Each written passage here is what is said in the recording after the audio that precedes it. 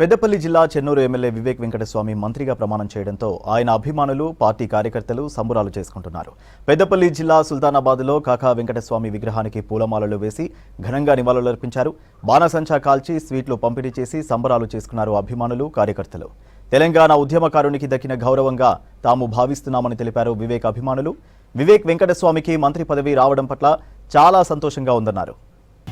బడుగు బలహీన వర్గాల బిడ్డ చెన్నూరు ఎమ్మెల్యే పెద్దపల్లి మాజీ పార్లమెంట్ సభ్యులు గడ్డం వివేక్ వెంకటస్వామి గారు తెలంగాణ క్యాబినెట్లో మంత్రిగా స్థానిక పూసల రోడ్డు తపాసులు పేర్చి సీట్లు పంపిణీ చేసి ఘనంగా వేడుకలు నిర్వహించడం జరిగింది.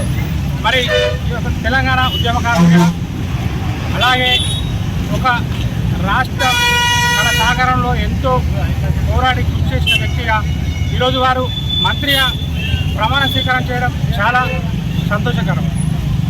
మున్ముందు వివేక్ వెంకటస్వామి గారు ఆయురారోగ్యాలతో ప్రజాసేవలో కొనసాగుతూ రేవంత్ రెడ్డి గారి సహకారం, రాహుల్ గాంధీ గారి సహకారాలతో కాంగ్రెస్ పార్టీలో మరిన్ని ఉన్నత పదవులు అధిరోహించి ప్రజాసేవలో ప్రజాస్వామ్యంలో ముందుకు కొనసాగాలని